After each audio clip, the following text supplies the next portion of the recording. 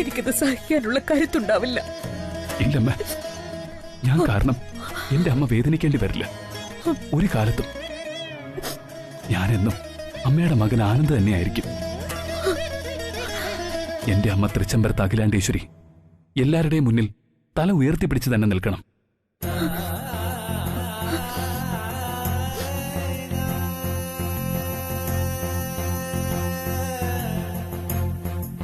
ശരി, ക്ഷേത്രത്തിൽ വന്നിട്ട് പ്രാർത്ഥിക്കാതെ നീയും പോകാൻ പാടില്ല.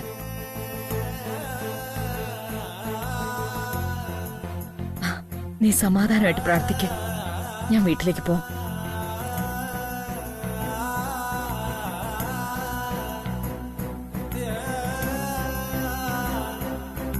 അമ്മേ,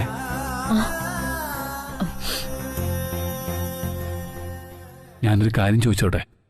എന്താ ആനന്ദ്? ഏതെങ്കിലും ഒരു സാഹചര്യത്തിൽ അമ്മയ്ക്ക് ഇഷ്ടമില്ലാത്തൊരു കാര്യം ഞാൻ ചെയ്തു പോയാ അമ്മ എന്നെ വെറുക്കോ?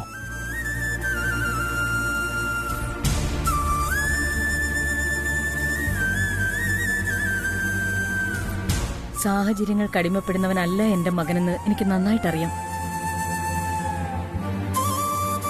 നീ ഒരു കാലത്തും എനിക്ക് വിഷമം ഉണ്ടാക്കുന്ന ഒരു കാര്യവും ചെയ്യില്ല. അതെനിക്ക് നല്ല ഉറപ്പാ.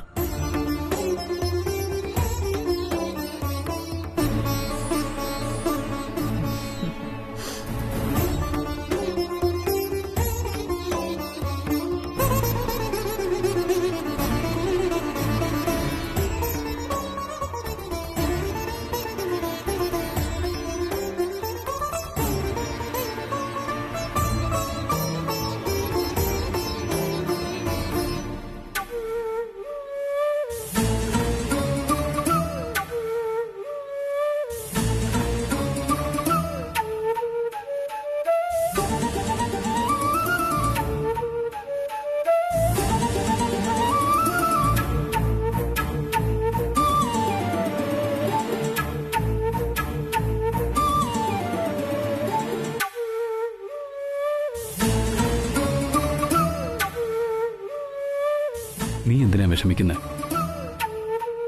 അമ്മ എന്നെ ഇത്രയ്ക്ക് വിശ്വസിക്കുമ്പോ എനിക്ക് എന്ത് ചെയ്യാൻ പറ്റുമെന്ന് കരുതിയിട്ടാണോ ഈ കരച്ചിൽ? ഞാനും അഖില മേഡവും വലിയ കുഞ്ഞിന് രണ്ട് കണ്ണുകൾ പോലെയാണെന്നും രണ്ടുപേരെയും വിട്ടുകൊടുക്കാൻ പറ്റില്ലെന്നും വലിയ പറഞ്ഞിട്ടില്ലേ?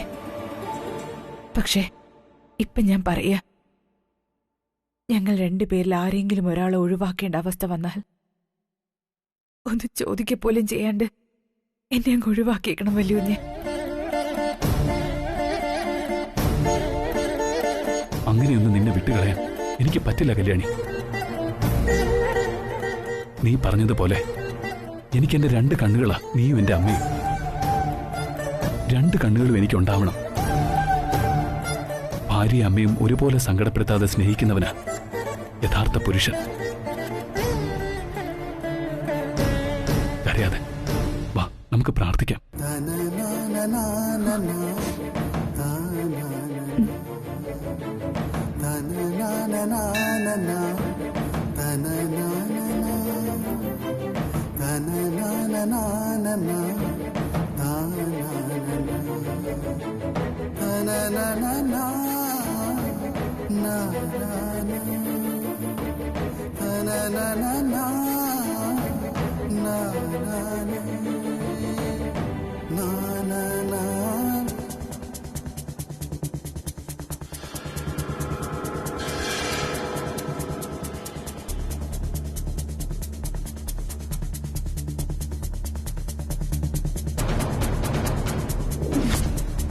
ജോത്സരെ,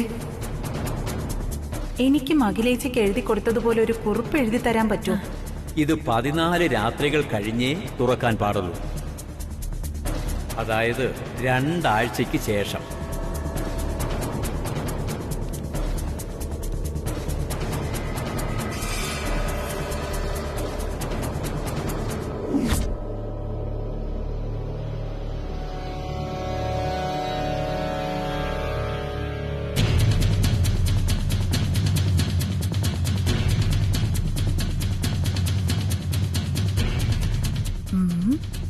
നീ എന്താണ് ഇങ്ങനെ ആലോചിച്ച് കൂട്ടുന്നത്?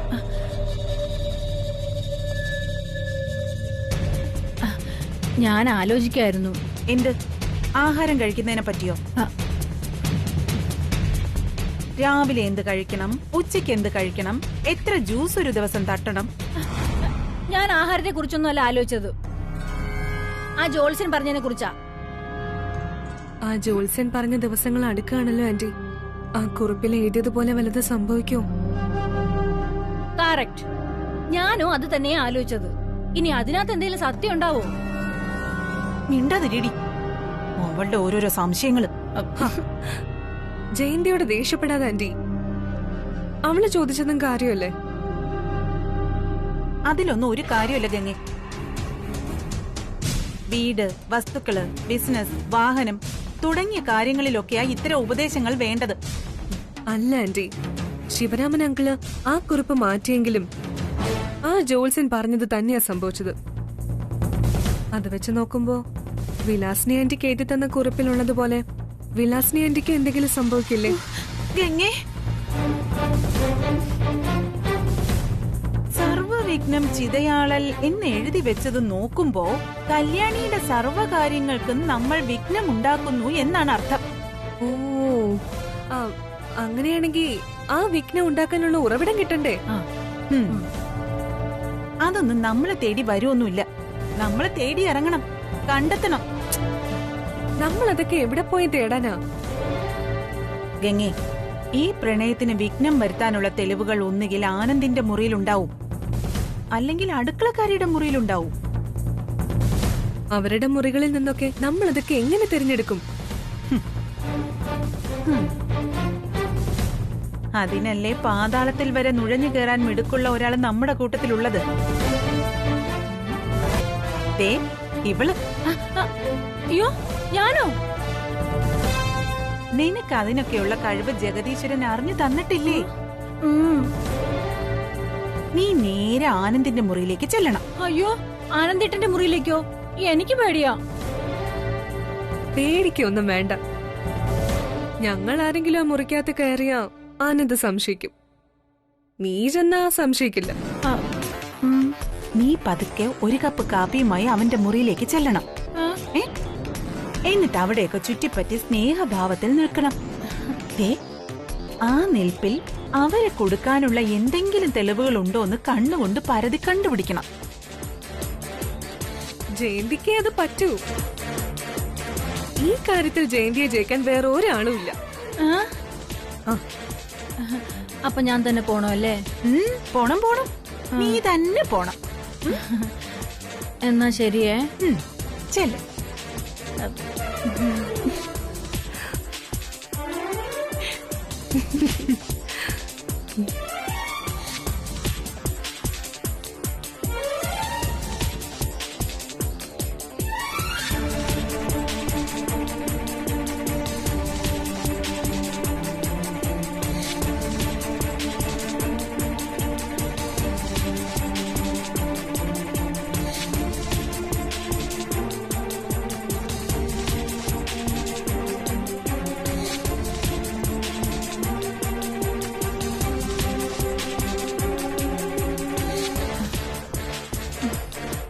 അയ്യോ, ആനന്ദേട്ട എന്നെ കാണുമ്പോ ദേഷ്യം കൊണ്ട് അടിച്ചു പുറത്താക്കോ? ഗംഗ ആന്റിയും കൂടി എനിക്ക് മനഃപൂർവ്വം പണിയുന്നതാ. ഈശ്വരാ, സിംഹത്തിന്റെ കൂട്ടി പോവാൻ ഇത്രയും ടെൻഷനില്ല.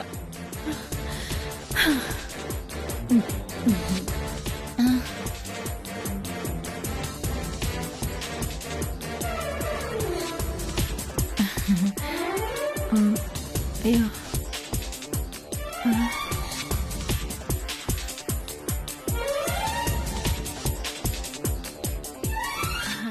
ആനന്ദേട്ടാ, ദേ കോഫി. നീ എന്തിനാ എനിക്ക് കോഫി ഉണ്ടോന്ന്? എനിക്ക് കോഫി വേണമെന്ന് ഞാൻ പറഞ്ഞോ? എന്താ ആനന്ദേട്ടാ, ഞാൻ ആനന്ദേട്ടന് ഇഷ്ടത്തോടെ ഒരു കോഫി കൊണ്ടുവരുമ്പോ ഇങ്ങനെയൊക്കെയാണോ പറയേണ്ടത്? രാവിലെ ദേഷ്യപ്പെടലേ ആനന്ദേട്ടാ. ദേ, ഞാൻ ഇട്ടോണ്ട് വന്നതല്ലേ, ഇതൊന്ന് കുടിച്ചു നോക്ക്.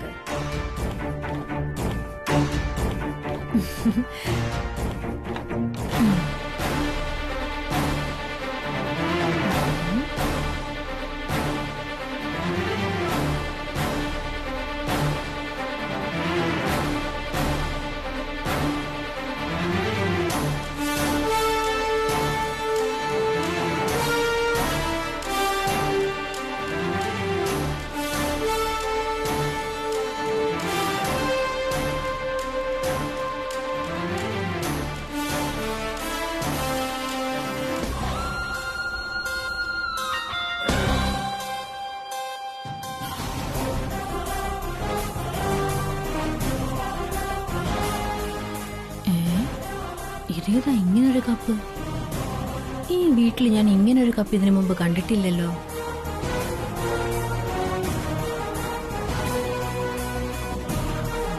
ജയന്തി, എന്താ ആനന്ദേട്ടാ? എന്താ ചെയ്യുന്ന അവിടെ? അല്ല, ഇങ്ങനൊരു കപ്പ് തൃച്ചംബരത്ത് കണ്ടിട്ടില്ല, അതുകൊണ്ട് നോക്കിയതാ. ആവശ്യമില്ലാത്തൊന്നും നീ എടുത്ത് നോക്കണ്ട. ആ കപ്പ് അവിടേക്ക്. ഇനി ആ കപ്പിലെങ്ങാനും തൊട്ടാ നിന്റെ കൈ ഞാൻ തല്ലി പിടിക്കും. വച്ചിട്ട് സ്ഥലം വിടാൻ നോക്ക്. എന്താ ആനന്ദേട്ടാ ഇത്? വെറുതെ ഒരു കപ്പ് എടുത്തു എന്ന് വെച്ച് ഇത്രയും മാത്രം ദേഷ്യപ്പെടാൻ? ഈ കപ്പിന് എന്താ ഇത്ര പ്രത്യേകത? ആ കപ്പ് അവിടെ വെക്കാൻ. വെക്കാനല്ലേ പറഞ്ഞത്? അയ്യോ, പുറത്തേക്ക് പോ. മേലിൽ എനിക്ക് കാപ്പി ചായ എന്ന് പറഞ്ഞ് ഇങ്ങോട്ട് വന്നേക്കരുത്. പറഞ്ഞ മനസ്സിലായില്ലേ? ഇറങ്ങി പോവാൻ.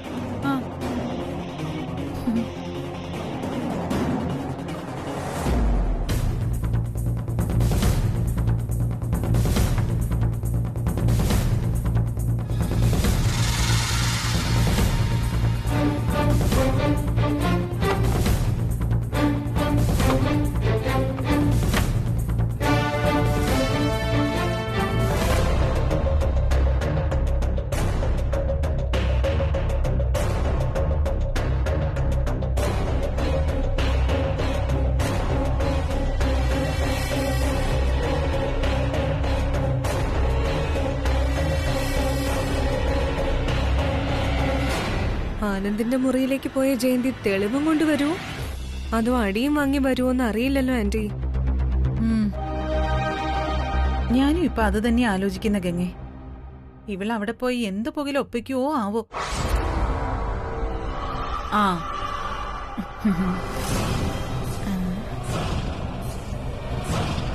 എന്താടി, പട്ടി ചന്തയ്ക്ക് പോയ പോലാണല്ലോ വരവ്. ഞാൻ അപ്പോഴേ പറഞ്ഞതല്ലേ ആന്റി, ആനന്ദേട്ടന് എന്നെ കാണുന്നതേ ഇഷ്ടമല്ലാന്നു. നീ അവന്റെ മുറിയിലേക്ക് കാപ്പിയുമായി പോയോ ഇല്ലയോ?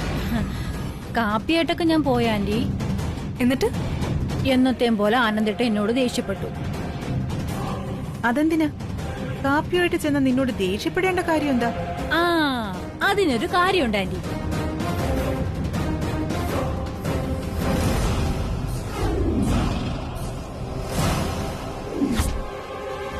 എന്താ ചെയ്യുന്ന അവിടെ? ഇനി ആ കപ്പിലെങ്ങാനും തൊട്ടാ നിന്റെ കൈ ഞാൻ തല്ലി പിടിക്കും. ഒരു സാധാരണ കപ്പെടുത്ത് നോക്കുമ്പോ ഇത്രയും ദേഷ്യപ്പെടേണ്ട കാര്യം എന്താ?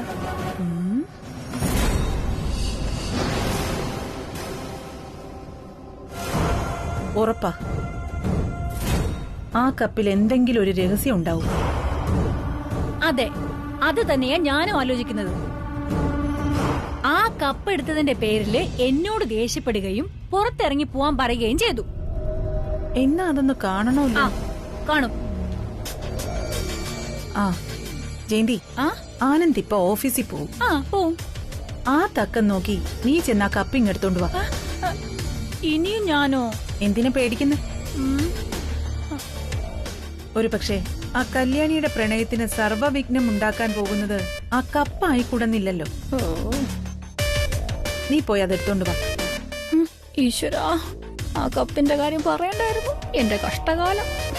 ജയന്തി, അതെടുക്കാൻ നിന്നെ കൊണ്ടേ പറ്റൂ. പോയി എടുത്തോണ്ട് വാ പ്ലീസ് ജയന്തി. പറഞ്ഞത് കേട്ടില്ലേ? പോ. ശരി. ആ നിക്ക്. പോണ്ടേ? കപ്പുമായിട്ടേ വരാവൂ. ഇല്ലെങ്കി അറിയാലോ നിനക്കെന്നെ. ഒന്നാമത് പേടി, അതിന്റെ കൂടി ഭീഷണി. ചെല്ല്. പോ.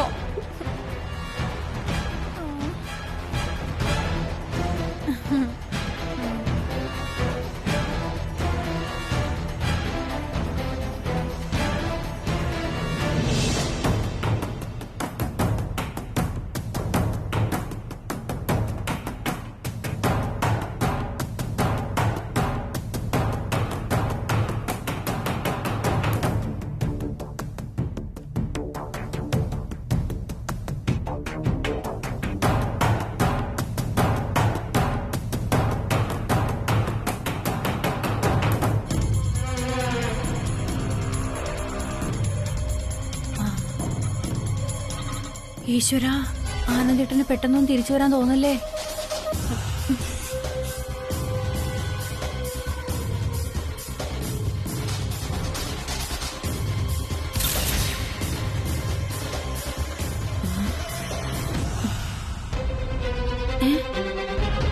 അയ്യോ, കപ്പ എവിടെ പോയി? ഇനി ആനന്ദേട്ടൻ കൊണ്ടുപോയി കാണോ?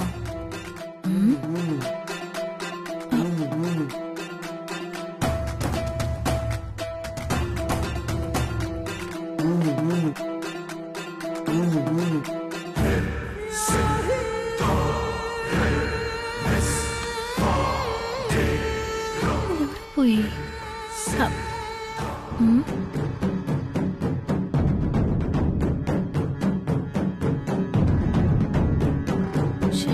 കപ്പ എവിടെ പോയി പിന്നെ? ഇവിടെ എവിടെയെങ്കിലും തന്നെ കാണും.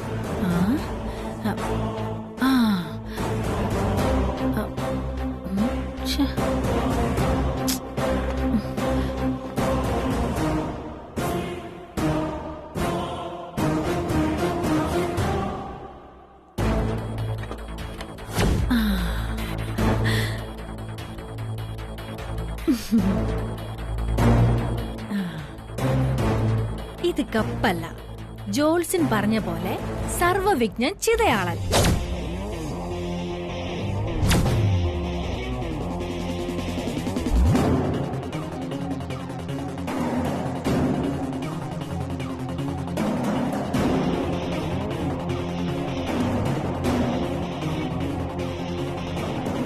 ജയന്തി ആ കപ്പ് എടുത്തോണ്ട് വരുമോ ആന്റി? അവളോ? നീ വല്ല ആഹാരമാണ് അവളോട് കൊണ്ടുവരാൻ പറഞ്ഞതെങ്കിൽ അവൾ ഏത് പാതാളത്തിൽ പോയാലും തപ്പിക്കൊണ്ടു വന്നേനെ. ആ കപ്പ് കിട്ടിയിട്ട് എന്തെങ്കിലും പ്രയോജനം ഉണ്ടാവുമെന്ന് എനിക്ക് തോന്നുന്നില്ല ആന്റി. ഏതായാലും ആ കപ്പ് ഇങ്ങോട്ട് വരട്ടെ, അപ്പൊ നമുക്ക് നോക്കാം.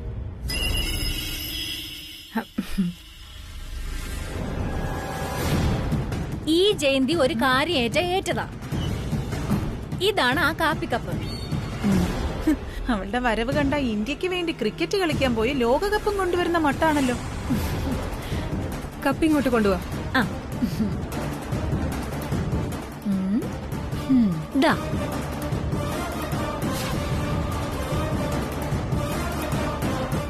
ഈ കപ്പിന് ഒരു പ്രത്യേകത ഇല്ല ആന്റി. ഇല്ലേ? ഇത് സാധാരണ കപ്പ് പോലെ തന്നെയാ. ഇങ്ങ് തന്നെ.